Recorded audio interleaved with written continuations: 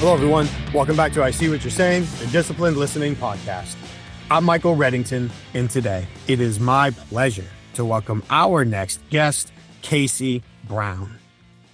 Casey is a self-described pricing geek. She's a speaker, she's an author, and the aforementioned pricing expert. She and her team have helped over 1,000 clients generate over $1 billion in incremental profits. She's the author of Fearless Pricing, the founder of Boost Profits, and she and her company help people and organizations discover their true pricing power. This is a fantastic conversation with a wealth of ideas, techniques, knowledge, and perspectives that not only apply to pricing conversations, but really any conversation about understanding and communicating value.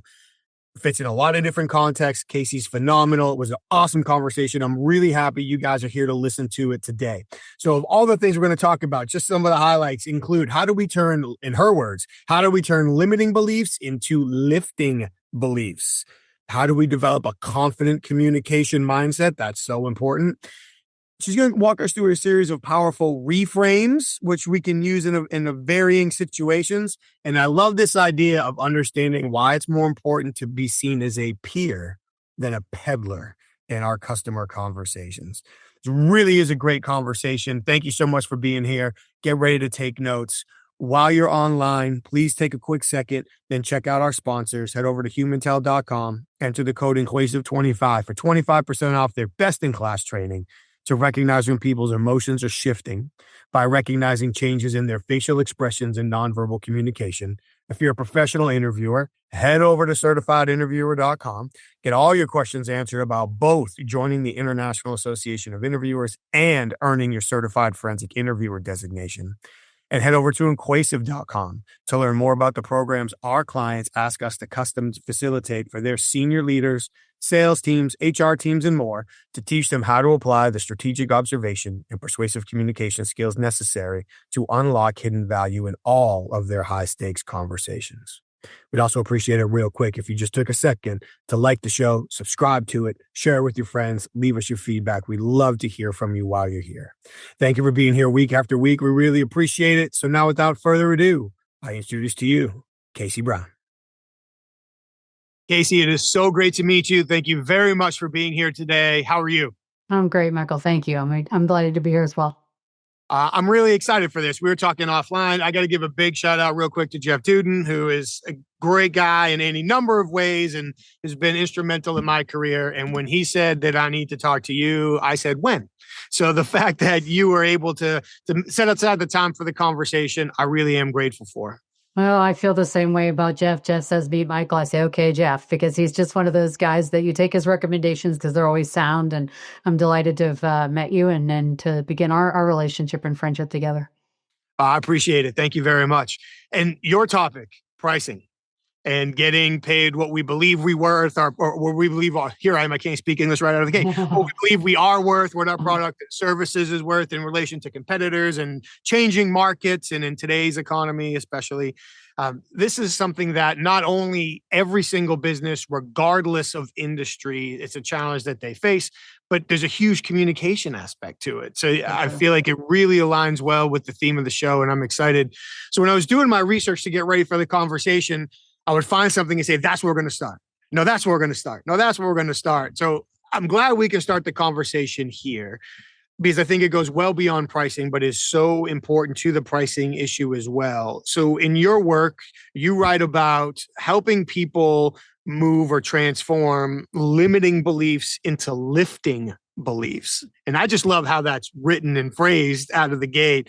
But if we could start here, I would really appreciate it if you could walk us through what some of these really big limiting beliefs are and how we can turn them into lifting beliefs. Yeah, for sure. Thank you. Yeah, it's such an important question because it seems very what's sort of the obvious answer to people when they think about pricing or pricing execution is like, let's dive into the spreadsheet or let's do some math, right? And look, I'm an engineer by training. I love spreadsheets. I love math. But the biggest obstacle to greater success in pricing and being able to command the prices you're really worth, those answers are not found on a spreadsheet. It tends to be the kind of the head trash or the stuff that sits, in the 6 inches between our ears. And in other words, our self-limiting beliefs, our fears, our habits, our attitudes, our emotions that cloud the process. So, as a person who sells something, anybody who sells anything, whether your title is salesperson or not, business owner, whatever, frankly, every single person sells because we're all selling ideas, right? Mm-hmm. Everybody has selling to do in their life. And whenever you're selling a good or a service, and you're trying to connect with your customers' needs and all that kind of stuff, we want to, and I want to come back to this communication thing that you said, because I think it's super important, but to stick with mindset for the moment. The dominant, in salespeople have been trained and supported and taught and say this, do this, follow this process. Here's some script, or here's some objection handling. Like we're taught skills.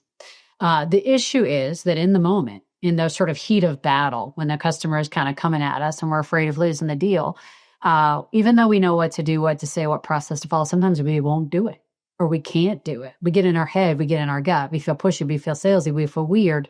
Mainly we get afraid. I would argue that the dominant emotion present for most pricing decisions in the world, and most pricing negotiation discussions in the world, is fear. You line up 100 people who sell stuff and you say, what do you love about selling and serving your customers? I bet you my house, 0 of them would say, I love when I get to tell them a number, right? Like that isn't the part we love. It's a necessary part of the process, but we love to connect with a customer and solve problems and be the hero and win and close and all kinds of other aspects of selling. But the price negotiation piece is a part that we don't love as much. We have maybe some self-limiting beliefs around it, and certainly maybe some lower confidence around it. So dealing with that gap around the confidence is important, because if we have a mindset that is not supportive of sales and not supportive of higher prices, it's going to sabotage it. Your mindset can either support or sabotage. And if we aren't paying attention to it, it sabotages us. So this is one of the biggest issues. Is not just that it's there, it's that we don't even know it's there. So a lot of our work is really shining a light on some of those beliefs and helping people see that those beliefs exist, how they're limiting them, and then third, what can they do about that? So you asked me to name some specific ones. I'll grab one, so I don't monologue at you too long, but if you want to go into some more, we can definitely do that. But one is comfort around money and discussing money.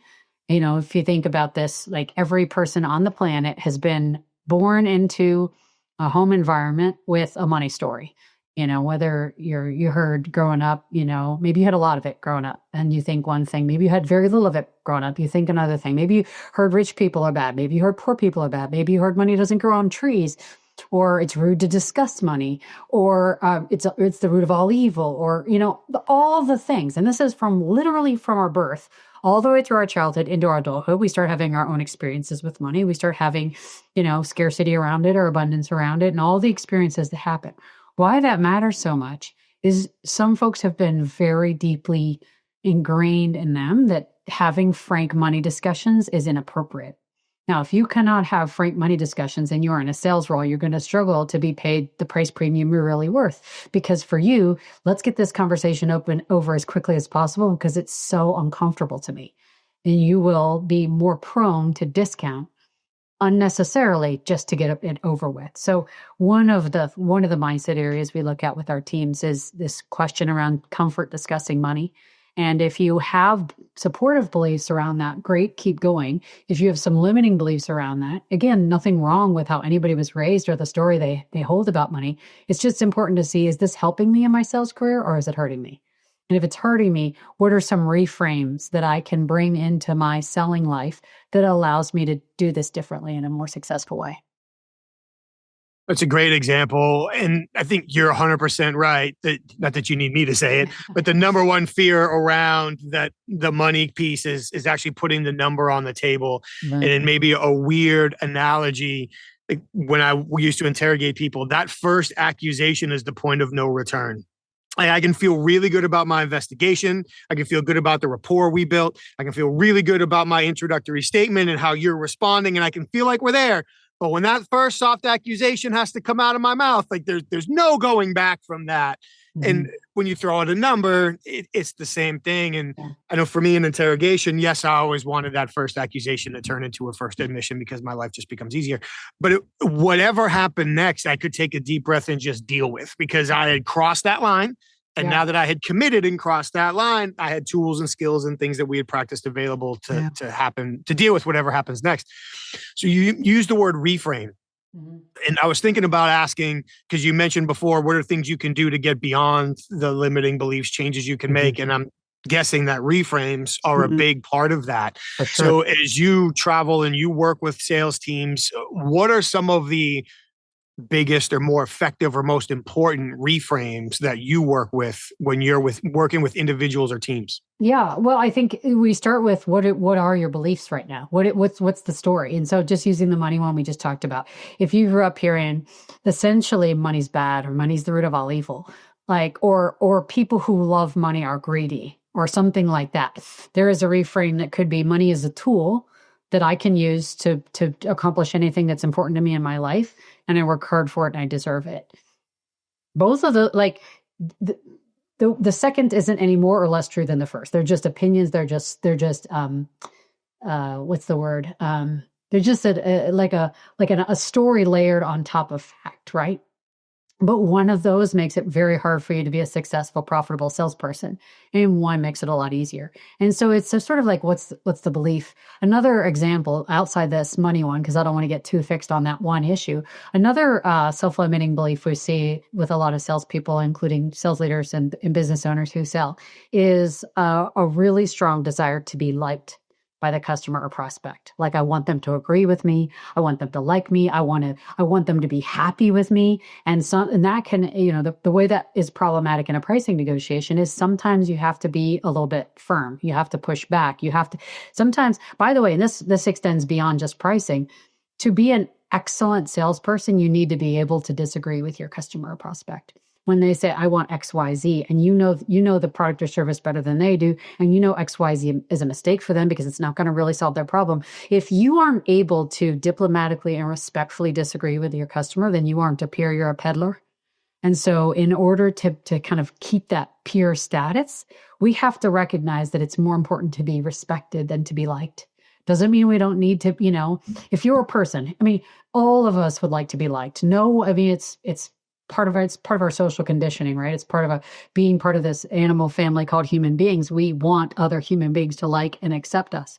There's nothing wrong with that, but there are times and ways that kind of becomes such an impediment that we won't push back, or we won't ask the next hard question, or we won't say to the customer, that's a really interesting perspective. Do you mind if I offer a different perspective? There's ways to do this that are still really conciliatory, really diplomatic, can really still work with your personality. Doesn't mean you have to be some kind of, argumentative person. You can still stay inside your personality, but the willingness to chase respect over approval is another big, important reframe.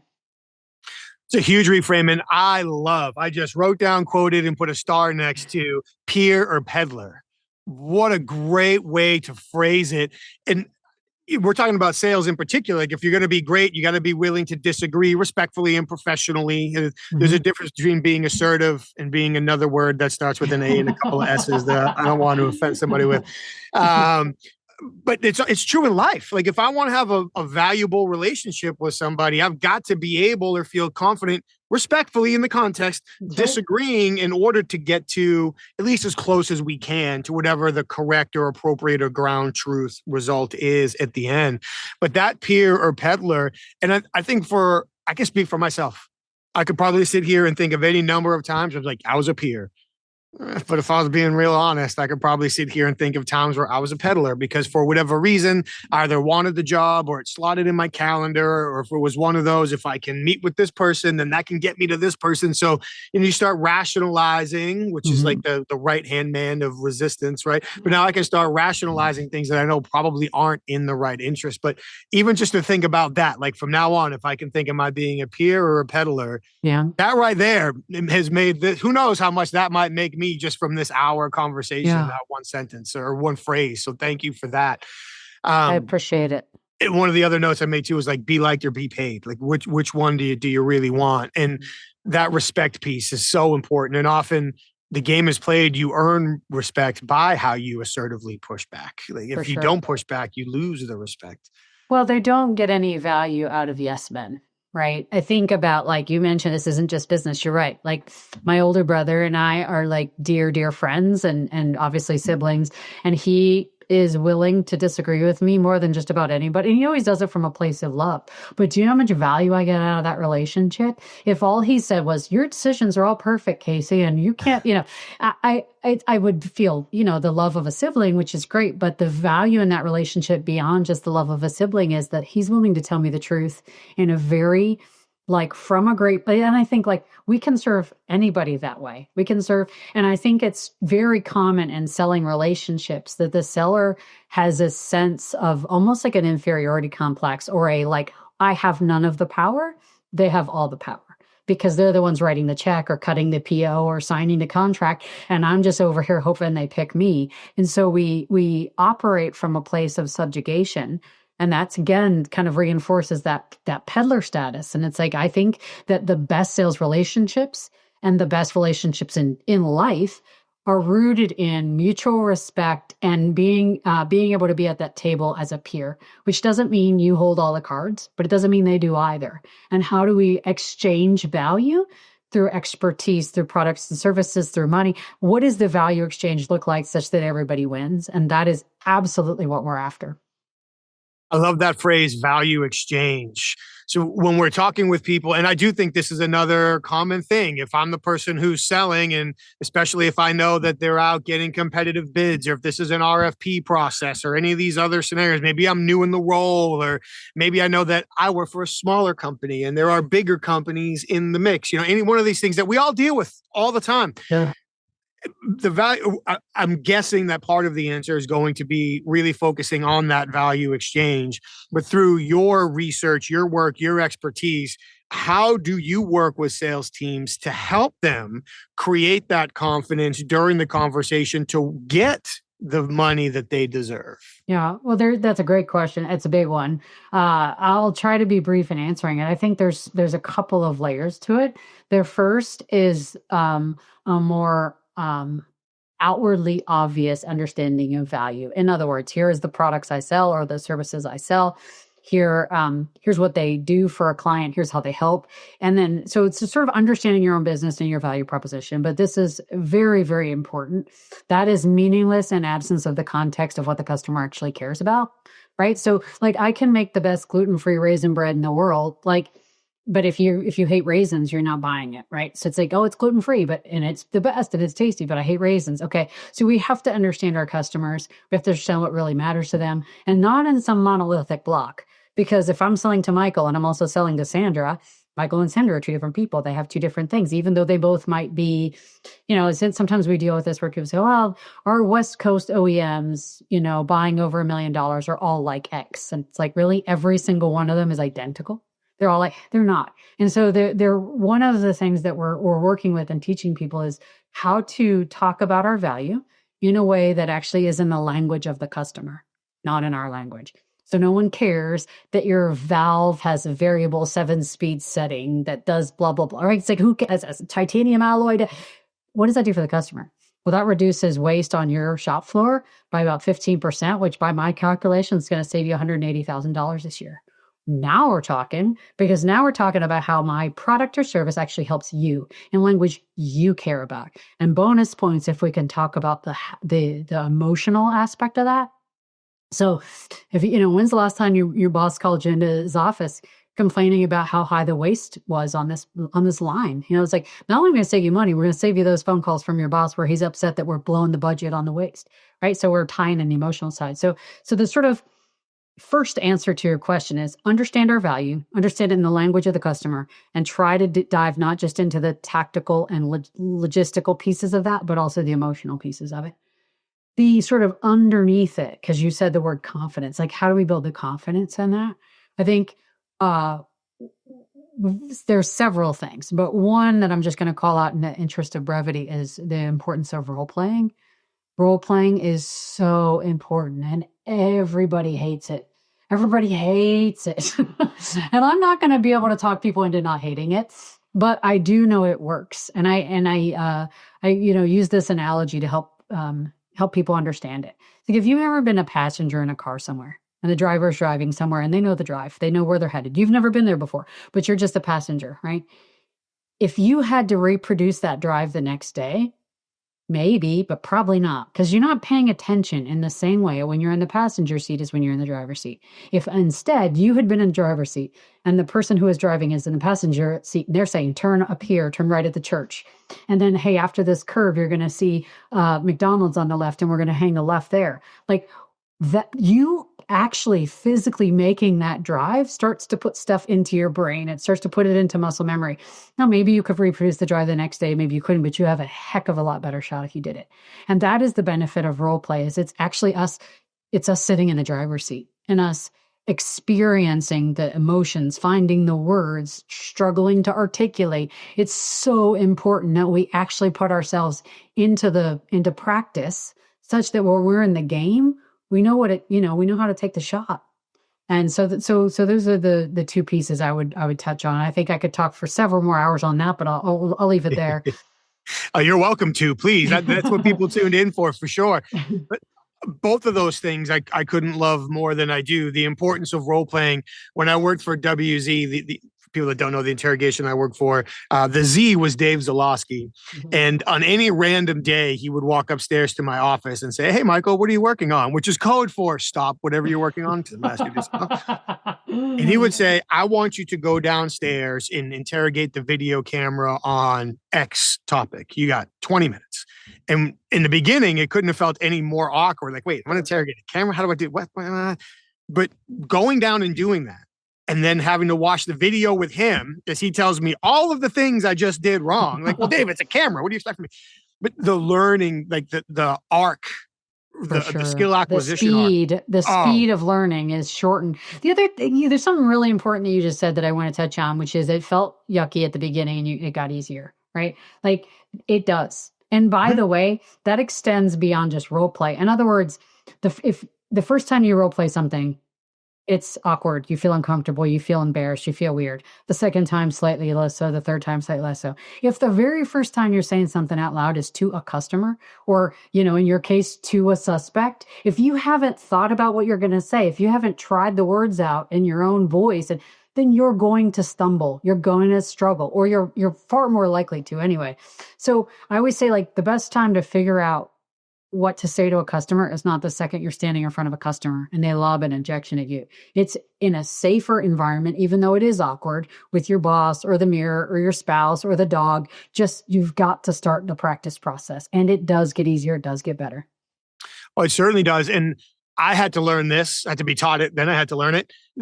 We actually get muscle memory from speaking.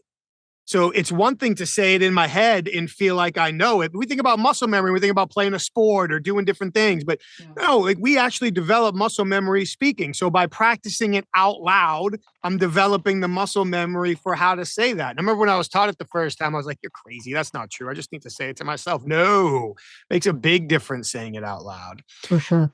And your points about speaking in the language the customer needs to hear, like knowledge isn't power. Being able to apply that knowledge successfully in a way that your audience receives it the way you need them to, that is power. So in a quick nerd shout out from my investigative background, I love that you asked when was the last time. It wasn't, does this happen or did it ever happen or could you think of, no, it's when was the last time this happened? Because it happens. There's no doubt about it. So asking that question assumptively as opposed to like in that yes or no fashion, love that. But then, asking questions about outcomes and emotions. Well, I guess you don't ask. Well, you can't ask the questions about the emotions directly. 100%. Yeah, asking the questions about outcomes and emotions, two stellar points right there as well. So we're probably already working through a lot of this, but I'm sure when people chose to listen or watch this conversation, especially in sales, the one question they had in their mind was, okay, how do I get the price that I believe my product or service is worth? And I have no doubt that you could talk for hours on that alone and not touch on everything. And we've already started working towards it for sure. But to cut to the chase for people that have been listening for 20 minutes saying, come on, Mike, ask the question. from maybe a best practices standpoint, what would be some of the most important bullet points for us to consider as we look at obtaining the right customer at the right price point in our businesses? So there's two things, and then a sort of a third thing that wraps around it. There's more, but again, I'm gonna hit the big ones. So the first thing is a little bit what we already talked about, this idea of understanding our value in the context of what the customer cares about. And as I tie this back to communication, communication requires two parties. It's not enough to send out the information. That information has to be received, right? So what we have to understand that value in the context of the customer. Number two, we have to communicate in a language. We have to communicate that value. And here's what I mean. Like I'll just use that best gluten-free raisin bread, right? It's like, I don't know, let's say we're charging $5 a loaf for it. Like we've determined for people that are gluten-free, that love this, that want the value home baked, whatever, like that's the right price tag. Okay. So it can be worth $5. But in absence of the customer understanding why it's worth it, you'll always struggle to be paid for it. Another way I phrase this, I said this in my TED Talk, you'll never be paid, your customers will never pay you what you're worth. They'll only ever pay you what they think you're worth.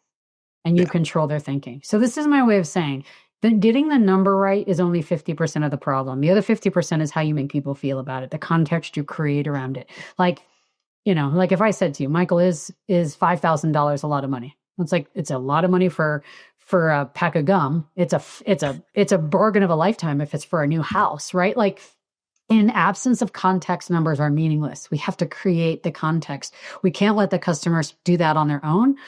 We cannot abdicate responsibility for making sure they fully understand why this loaf is $5 or this service is $5,000, right? So number one, figure out what that value is based on what the customer actually cares about. Number two, make sure you know how to talk about it. And then the thing I'll wrap around this, which is not obvious to people, but is the biggest problem. The biggest problem is not figure it out and tell them. The biggest problem is don't shoot yourself in the foot after you've done that. In other words, don't do unnecessary and fear-based discounting. You mentioned that first accusation you threw out is the same when you say, okay, this costs, $12 a pound. And the customer says, oh, well, our current vendor, it's only $10 a pound. And if the first thing you do is rush in and go, well, we could probably make $10 work, then all that homework you did on the first two steps is almost irrelevant. Because if you are going to just buckle under the second you get price pressure, you're never going to pay what you're worth. So often the belief is that the problem is in these first couple of steps. Let's make sure our pricing strategy is really good. Let's make sure we got good messaging around it. By the way, those don't get enough attention either, but they definitely get the most of it. What tends to get the least scrutiny and attention is, are we doing unnecessary discounting? Are we conceding price the second we get pressure? Well, I can't do $10, but let's be in the middle. Let's go $11 a pound. Well, it's a win compared to 10, but it's a loss compared to what you're worth, right? Or let's make sure these two are apples to apples, or let me vomit a bunch of IVG. There's things that salespeople tend to do in the face of price pressure. And one of the pattern interrupts that I like to ask people, so often we get in autopilot. This is how we do it, right? And we make pricing decisions on autopilot. Oh, we want this to be, this is a 35 gross margin target product. We just slap a 35 on it. Or X dollars per hour, you name it. We do have these autopilot ways of going. One of the autopilot things we see as soon as we get pressure is, here's how I deal with it. I meet in the middle, or I ask them, to show me that quote and let's go through these and make sure these are apples to apples, or we do X or we do Y. I like to say, let me interrupt that pattern of responding to an objection with a couple of things, because you've jumped right to response, but in advance of response, there's opportunity, right? So number one, recognize that customers are going to object to price no matter what forever. Doesn't matter that they could have walked into that meeting thinking you were going to say it's $15 a pound because your product is so superior to the other guy, right? But they're going to ask because why not? Can't hurt, right? So the idea that because customers are objecting to price, our price is too high is a fallacy, we believe. And we don't have to believe that. So it's question the assumptions we make in the face of price pressure. That's number one. And number two, recognize that customers beating you up on price is actually a buying signal. They're actually giving you a buying signal. If you hear your price is too high, that's too expensive, can you match their price? Here's outside my budget. If a customer is bothering to negotiate with you on price, it means they have some interest in buying from you. If they had no interest in buying from you, if the other guy was cheaper and better, we wouldn't even be talking. You wouldn't be in my office. We wouldn't be on Zoom together. We wouldn't be on the phone. We wouldn't be emailing back and forth. The only reason this exchange is occurring is because you're at least interested to some degree in buying from me, which gives me at least some pricing power over you. This is, again, about kind of elevating from that peddler position to the peer position. This is about an exchange of value. If you had no interest in my value, we wouldn't be talking. So before we ever get to responding, I want people to acknowledge two truths. One, an objection doesn't mean you're too high. It just means the customer's a human being trying to save money, which is what humans do. And number two, there's actually a silver lining indicating that they're interested in buying from you. And so let's operate as a peer and go from there. And the decisions we make about how to negotiate price, when we're actually a peer at the table and the other person doesn't have all the power, they're completely different. So I'm going to go back and summarize the whole thing. First, know what the value is in the context of the customer. Number two, know how to communicate it. Number three, don't shoot yourself in the foot with price discounts that aren't necessary. And the best way to do that is to interrupt your belief about those discounts and the necessity of them in the first place. Love the recap. Thank you. Loved all of that. I'm going to jump into your recap because of all the things I was trying to keep up with and write down as you were going through that. Two things absolutely jumped up to me. People, it doesn't matter let's see if I get it right. People will pay what they think you're worth, but you control their thinking. That is enormous. And I believe it is true. Often as human beings, we don't realize how important the context that we present, the order of operations, how we walk somebody through a conversation, what do we do between the time we set the meeting till we had the conversation? If this is our fifth conversation, we're finally getting the price. Have we set all this up before we've got here? Again, to make a potentially an annoying interrogation analogy here, my perspective, and I did get this loosely affirmed with somebody who still works for the company just a couple of weeks ago, but that in my favorite primary interrogation technique, we would often go through like an 8 to 12 minute, I'll confess, sometimes I probably went longer than 15 because I can talk, but it's supposed to be like an 8 to 12 minute monologue, which is an 8 to 12 minute setup for your first question. It doesn't feel like that, but I'm taking 8 to 12 minutes to ride the psychological roller coaster to get somebody to where I think they need to be so I can ask the question. Because I know if I just sit down and say, well, Casey, it's great to meet you. I'm curious, what's the most amount of money you ever took from this company in one single day? You're not going to open up and answer that. But if you give me 10 minutes and you've actually been doing that, I bet you there's a strong likelihood that with one question, I can get you to start talking about it because of the setup. So the fact that you said they're going to pay you what they think you're worth, but you control their thinking is spectacular and something that people should not pass over or brush off because it is true on many levels. And the one right after that, in the absence of context, numbers are meaningless. That is just brilliant. Thanks. To your point of like the $5,000, right? The gum versus the house. But are we providing people with the right context around the numbers? In a simple failure example, I know that if somebody asks me, how much do you charge? I never answer that right away, ever. I'll work towards it. I won't avoid it, but I'm not just going to say, oh, thank you for asking. It's X. Well, maybe 5 years ago, I was giving a presentation. Somebody was in the audience. They'd heard me speak before. I was in the middle of the people are saying, hey, thank you. I'm packing up. She runs up to me, Mike, great to see you again. I am still interested. I have to run real quick. What do you charge? And in the moment, even though I know it's the wrong thing to do, I just gave her the price. And she went, oh, yeah, that's way too much. And just turned around and left. And as soon as she did, I'm like, I know better. And I don't think she was playing a ploy. Like, I don't think she was trying to use time pressure. I do think it was an authentic request, but that doesn't mean that I needed to give into it. Yeah. Because I knew better, but failed in that moment. So I love everything that you just talked about. I think you are bringing up something really important, which is this question of like when to talk about it and how to talk about it. And I think I can certainly think of plenty of examples in my life, and I bet you could too, and listeners could as well. Have you ever ultimately bought something, either a good or a service, that when you first heard the number, your initial reaction was no way? Mm-hmm. No way, right? And yet later you wrote the check or you handed over the credit card, right? Because something happened between your initial reaction and the moment of buy that changed your understanding of the value that that thing could create in your life or the problem that it could solve. And so I think it's so important to kind of wrap your arms around this importance of not abdicating responsibility for driving their understanding of your context. The other thing I would say about that is it's a fine line, and it's a different across industries too. I mean, if you go to a website, you're not looking up a pair of earbuds on Amazon and it says, let's have a sales call before I'll tell you the price of the earbuds, right? Like there's variation around this. And I would say, people, if you give it too quickly and you haven't created any context, particularly if you're a premium provider, you have something really, if you're not the bargain basement cheapest option, if you're Nordstrom's, not Walmart, you're going to more often than not shoot yourself in the foot by talking about it too quickly because they don't have the context yet. And in the absence of context, that is too big of a number, right? Now, if your pricing strategy is we are the Walmart of our industry, then by all means lead with price because it's one of the most compelling aspects of your value prop. But if you are a best in class, better in class, you have a solution that is very premium and you want to charge a premium, it does not behoove you to give that number too quickly.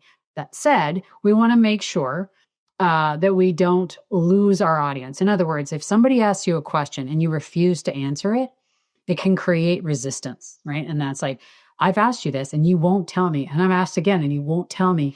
And at a certain point, the audience becomes meaning the customer, whoever you're negotiating with, becomes so distracted and maybe even like activated, triggered, annoyed, angry that you aren't answering it, that they get turned off to any other information. And then you can't create context because they're closed to you. So I would say that you want to bring it in. It's a dance, right? Figuring that out. But what can help is if they say, I have what does this cost? Well, I have a few questions I need to ask you to make sure that I give you a tailored answer to that, because the answer is it depends. It's a big range, and I don't know where we are on that range yet. Do you mind if I learn just a little bit more about you? I promise I'm going to answer that question. If you kind of handle it that way, you will tamp down that, like, this guy is like, because here's the thing. People love to buy, but they hate to be sold to. They love to buy, they hate to be sold to, and people feel sold to if they've asked a question you refuse to answer. So is there a way you cannot answer the number, but answer the question? I understand you're asking that because price is important to you. I'm going to get to that. I want to make sure I give you an answer that's really good. Another way you can handle that as well, it could be between $5,000 and $25,000. It depends, really. And I'd like to get to some questions. By the way, if $5,000 is 10x more than you thought, maybe we could save ourselves 30 minutes. But I don't know where it's going to be in there yet. So there's different ways to handle it. You don't want to seem like you're avoiding the question because that puts people's guard up. It sends the red flag of like, this person's trying to bait and switch me or trying to, like, it's salesy. It's yucky. Mm-hmm. People hate that. But if we come out of the gate, drop the number on them, then we may have missed a chance to sell somebody something that they would really value and they would pay that price tag for if they only properly understood the context. And we're not going to abdicate the responsibility of creating that context. That's our job. I'm in full agreement, not that it matters, but I'm in full agreement with what you said. For me, I like to, when I do it right, which I didn't in that last example, I like to start by saying, I will answer your question directly first. And I like in my own brain to think that because I said I'll answer it directly, I bought myself a little bit of time. I believe that, and this was kind of taught to me before, that in sales, because to your point, we all do buy. Like, how many times did we go buy whatever, a TV, a couch, whatever, that a lifetime as customers has basically taught us that when we find ourselves in sales conversations as the buyer, that we've essentially been Mirandized. We know we have the right to remain silent because anything I say will be held against me at your very first opportunity. So we're coming at this from a frame point of distrust. Right. So if guarded, I won't, being really guarded. Yeah. So if I won't answer your question, that fuels distrust. 100%. So that fine line is, how do I keep you trusting enough to let me get there? And I think the example that you used was perfect. I think that, thank you. And I think if I can just put an exclamation point on this part of the conversation, this idea that you said, I will answer this question directly. Like, I like that phrasing. I like the use of questions. So I'll give the example and then I'll circle back to why I like it so much. But you could say, like, I will answer that question, blah, blah, blah. I have a couple of questions for you so that is that fair enough? Like, or does that seem reasonable to you? Like, ask them. Because if they say no, then you have to ask yourself, as a salesperson, am I willing to spend the next 45 minutes of my time with someone who is like, this can be a qualifying conversation, because qualification works both ways, right? The buyer's qualifying you and you are qualifying the buyer. And if that buyer is like, I will speak for my own business. If I say, I would like to ask these questions first, and then we're going to get to that in the next 30 minutes, I'm going to answer that question directly. Is that fair enough? Does that work for you? If they say no, then that's to me a real red flag. Like, this isn't going to be a good partnership. They don't, and I'm not saying it's immediate stage left, exit the conversation, but I think it's like, it's an important mutual qualification moment. But the thing about questions, because I want to take it beyond just this thing around when we bring up pricing and just the role of questions in general.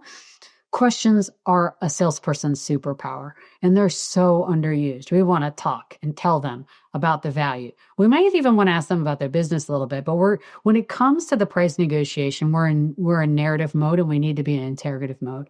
Or interrogative mode. So like, there's some really— You can say interrogative on this podcast, but that's okay. I think it's because I keep hearing the word interrogate from you like so many times. I just got stuck in my head. There's something called instinctive elaboration, which is a concept from psychology, neurobiology, that is where our brains get hijacked by a question for a moment, for just a fraction of a second. So if I said to you, Michael, what color is your shirt? For just a second, your brain was completely occupied by that question, physiologically incapable of not being occupied by that. So you thought to yourself, oh, my shirt's purple, or I don't know, what color is my shirt? Why is she asking me about my shirt color? Something. You weren't thinking about pricing. You weren't thinking about the podcast. You weren't thinking about what you're doing next. You weren't thinking about whether you agree or disagree with me. Your brain was occupied with the shirt. Why that's so important. We talked before about not creating resistance or trying to reduce resistance. This idea of like a negotiation is a push, push, push, push, push. And very little productive can be accomplished in a negotiation when both sides are just pushing without give, right? And one of the best ways to, it's sort of like just there's nothing to push against. If I ask you a question, I'm curious. I operate from a place of curiosity. Like, can you help me? I'm hearing you say budget is a real issue for you. Can you help me understand a little bit more about how budgets are determined? I'm making that up. But like, if you got to come up with the right questions in the right moment, but if you do, what happens is, first of all, the pushing stops. Second of all, it invites the customer into a conversation of me and you versus the problem. Like, if the problem is the budget, now it's me and you versus the budget. It's not me versus you. So we want to, this is another reframe. How do we take ourselves out of a negotiation frame that is like these two, immovable entities banging into each other? And how do we together solve the problem of, look, if this is a product or service that you really want, that you think helps you, and yet budget is a challenge, let's discuss this together. Let's be on a team together against that.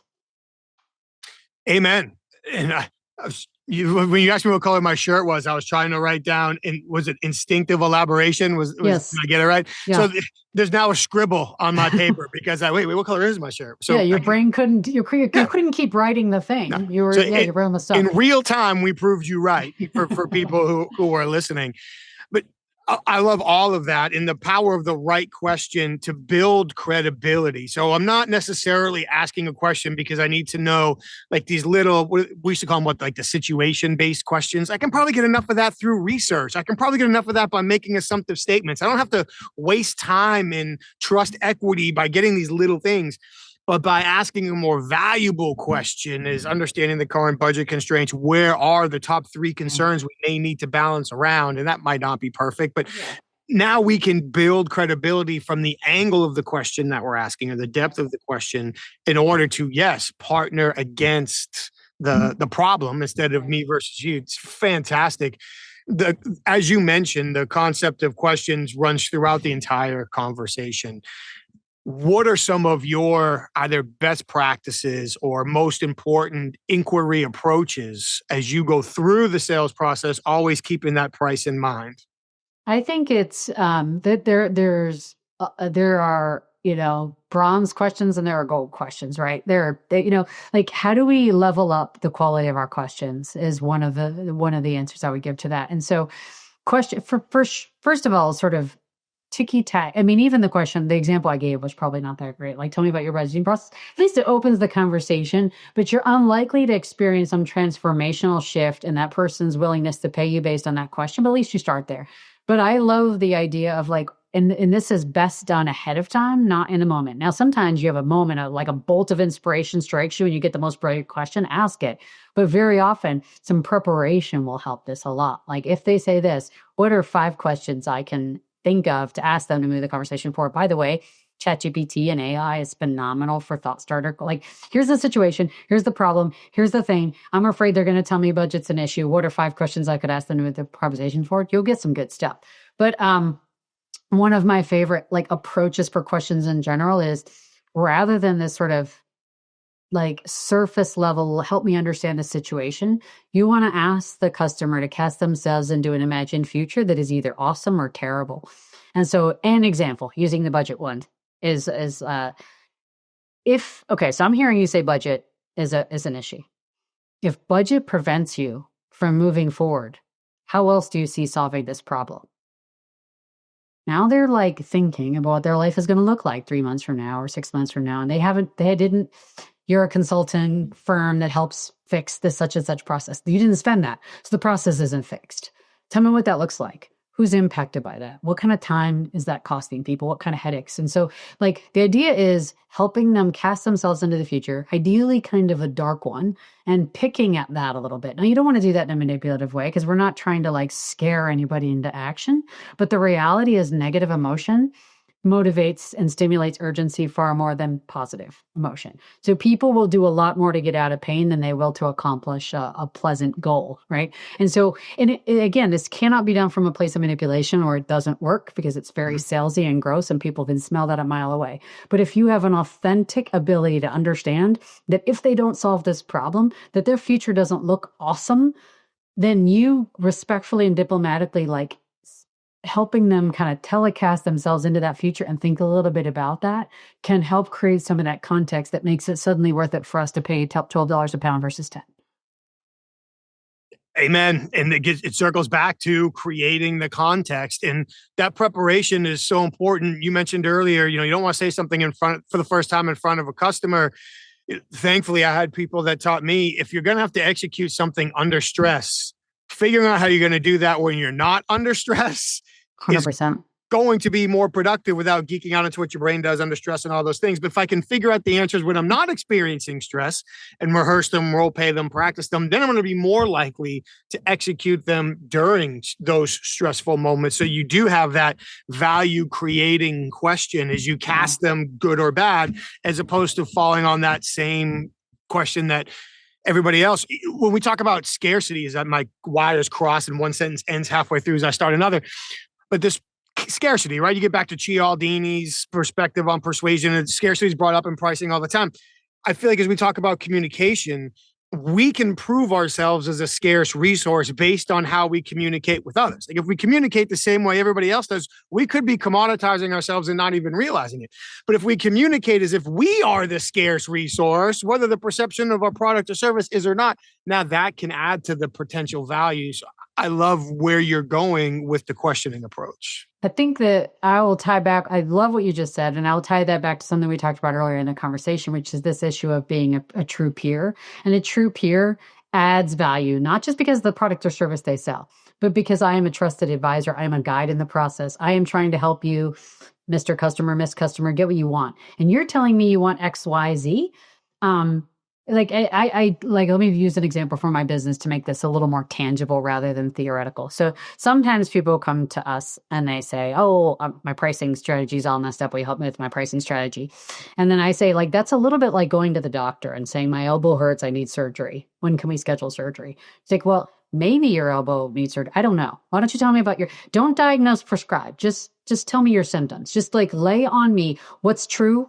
What do you want to be true? If I understand that really well, then let me, because I'm the expert in pricing training programs, let me, and there's a diplomatic way to say that doesn't put down somebody's expertise, but you're essentially saying based on these things you told me, this is what's really going on. I don't think you need surgery. I think you need physical therapy. And here's why I think that's the best fit for you. And here's how that would look. That is so much more valuable than, you want this? Okay, I'll sell you that.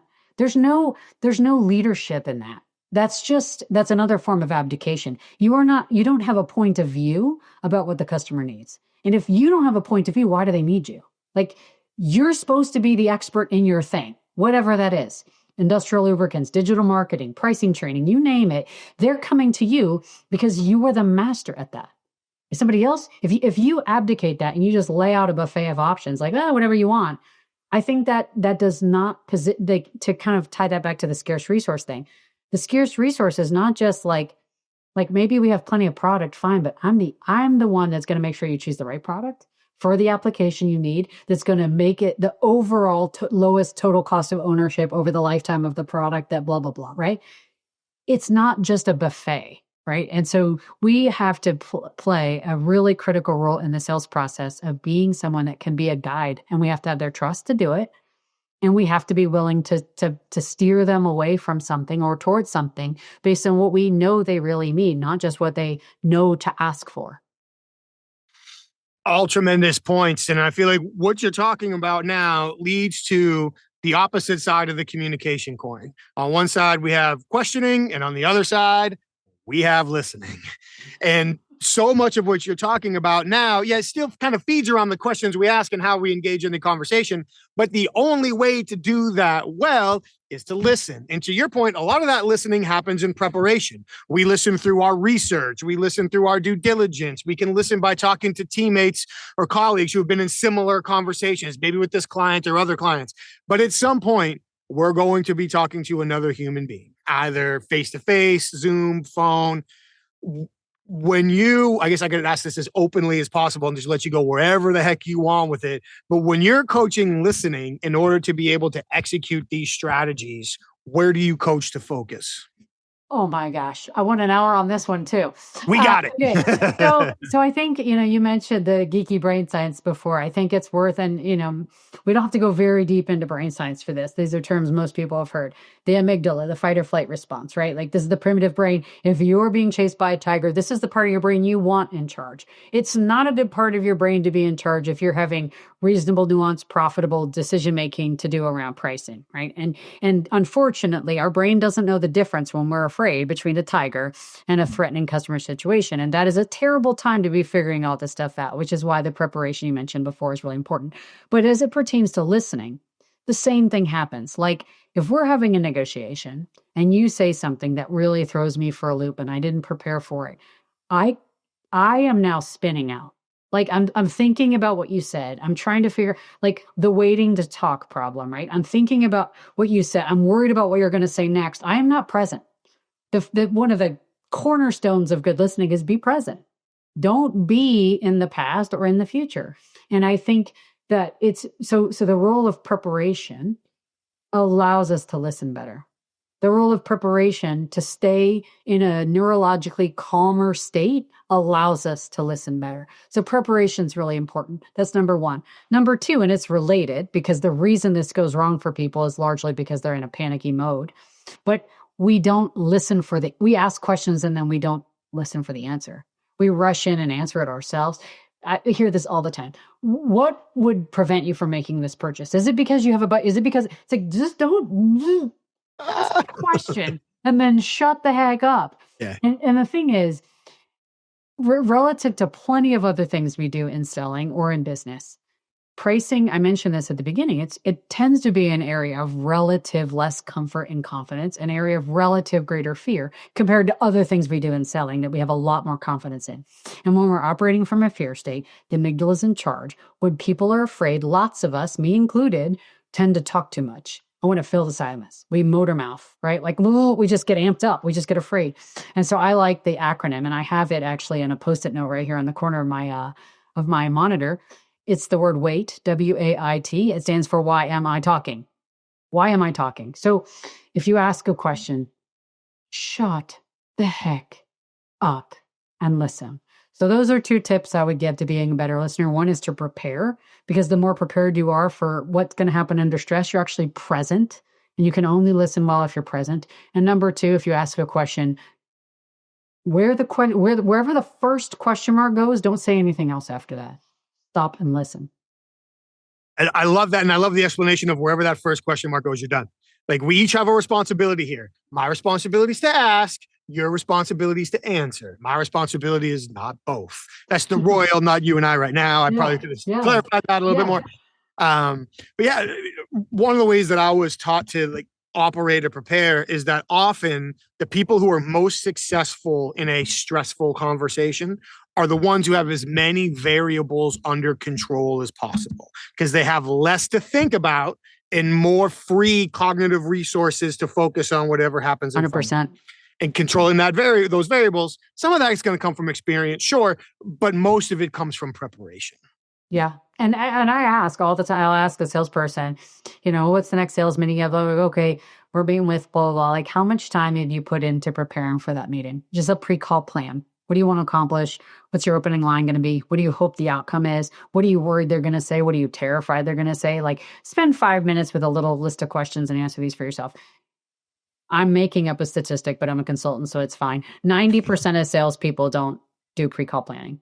And the ones that do, maybe 90% of them, the most they do is what I want to accomplish. And that is actually, it's helpful, but it's incomplete. We have to put the preparation into the stuff that's going to cause stress, because that's where we're going to fall apart. So if we're really confident that we want to go in and we say, hey, we want to talk to you about a brand new product we're launching next month. It's awesome. It's exciting. We're great. But what if the customer says, well, I'm glad you're here, actually, because one of your competitors was in here last week and they rolled out some pricing that is significantly lower than yours. And we got to be talking about our core portfolio. Don't talk to me about new products. We got to talk about the core portfolio. If you have not even contemplated, just play a little, it's not fun to play like worst case scenario, but play a little bit of that before you walk in there. And just give your brain a chance. Give your brain the homework of worrying about that for a couple minutes long before you're in the room. Because when you're in the room, now anything short of the worst case scenario feels under control. And back to controlling the variables. I prepped for this. I'm ready. I'm good. I'm okay. I'm ready. It just allows us to stay in a neurologically more stable state, which allows us to listen better, allows us to make better decisions, allows us to react on the fly better, including coming up with on the fly questions that are helpful. None of that is very possible if we're in a fear state. No, all perfect. And I think your 90% statistic that you made up was actually super conservative. So I think that was really safe. But also when we talk about asking questions on the fly, and I'm looking at the clock, so I'm going to probably have to wrap this up for you here in a minute, is that I think, and again, one man's opinion, I got no research to back this up. A lot of the questions that we create on the fly, we're not necessarily creating them on the fly. We allowed ourselves to be in the headspace where our mental database is accessible. So whether it was a previous similar experience, something we had prepared for, something that was kind of parallel but not the same, we can access that to create the question, because to your point, we did the things necessary to allow that part of our brain to function at the time we needed it to function the most. I'm going to respond in maybe an unexpected way and bring in meditation here. So I've been an on and off meditator for a long time. I'm trying to be a meditator. I struggle with it a bit. And I was talking with a meditation teacher about my struggles. And I said, one of my problems is every time I'm meditating, I feel like I get the best ideas. I just get these flashes of inspiration. And all I want to do is get up from my cushion and go write it down. And he asked me, how much stillness is in your everyday life? And I said, none. Who has stillness, right? Like this is my, he said, well, your brain, your system, your soul, however metaphysical you want to get, the creativity that you are capable of has no expression in a life with no stillness. And so the second you give it stillness, boom, these things come up, right? And I think about that relative to the question you just asked, which is the framing you just had, which is we're in a conversation and we're on we are smart. We are successful. We have a database of experiences. We are creative people. If there is no stillness, none of that can arise. So if we are in the conversation and my brain is so crowded with, what if he says this? I'm terrified of that. I didn't prepare for that. I hope he doesn't. Oh, that last thing he said, I didn't handle that very well. If we're not present and there's no stillness, the brilliance can't arise. And that, I think, is some of the benefit of really effective preparation, so that we can be listening. Because when we're listening and the customer says something, that all of a sudden we're like, you mentioned you're doing an acquisition in Austin next year. I didn't even know anything about that. If you're doing that, we want to make sure that the systems design we're doing right now is going to be compatible. Like that can't come up. You don't even hear them say they're doing an acquisition in Austin next year if you're sitting there freaking out that they're going to ask about pricing, or you're still worried about the budget thing they said 7 sentences ago. So I think I'm an advocate for, during sales conversations, bring stillness. And that's where the brilliance arises. I love that. Bring stillness. The note I wrote when you were saying that was, without stillness, the brilliance can't arrive. Like, just such an amazing point. I am now a little bit upset with Jeff because Jeff didn't tell me that I was going to need at least 3 hours in a whiteboard for our conversation. I could keep talking to you for hours. I know you have so much more you could share. Thankfully, you've got a book, you've got a robust website with blogs and training and keynotes and all of things that people can find to access the things that we didn't get a chance to touch on today. So before I completely run out of time with you, please let us know, those of us that are enthralled listening to you talk, where can we go to stay connected and learn more? Great. Thank you for asking that. So I'm very passionate about this work, and it's my mission to get the word out, which means we put out a lot of free resources. So you don't ever have to give us a dime to get some of our wisdom. So on our website, boostpricing.com, you can sign up for our blog, put a lot of free content also out on LinkedIn. You can find me there, Casey Brown Boost. Casey is Casey. Also, for anybody that would ever be interested in booking me as a keynote speaker or recommending me for an event you attend, you can find our speaker stuff at caseybrown.com. And then finally, the book, which you mentioned, is available Kindle, paperback, hardback, and audiobook. So all the ways. And you can find that again on caseybrown.com or anywhere books are sold, including Amazon. Fantastic. I will put all of those links in the show notes so people don't have to hunt around. They can find them right here while they're struck with like you in meditation. Right now, I want to do it. They can just do it. They don't have to wait. It has been an absolute pleasure to meet you and speak with you. Thank you so much for everything that you took the time to share today. I'm grateful for it, and I'm sincerely hopeful that we find another time to dive even deeper into some of the aspects of the conversation. Thank you so much, Michael. Casey, thank you for a great conversation. I could have easily kept going for at least another hour. I really appreciate all that you not only shared, but backed up and applied to various examples. I really appreciate that. You said so many things, to highlight them all would be impossible, but I really like how you said people will pay us what they think we're worth, but we have the ability to control what they think. If control is too strong a word for people, we certainly have the ability to influence what they think. That is a fantastic point, and one that's worth all of us pausing and considering. I also love how you said numbers are meaningless in the absence of context. That's 1,000% true. And if we really want to increase the perception of our value, we have to talk value in our customers' languages, not ours. So many great points in one short conversation. Casey, thank you so very much. And of course, thank you to everybody that took the time to join us for another conversation. We really appreciate you being here again. Thank you so very much. Before you go, take a quick second, like the show, share the show, subscribe to it so you know when the next conversation drops next week. Leave us your feedback. We'd really like to hear from you. Thank you for continuing to be here week after week.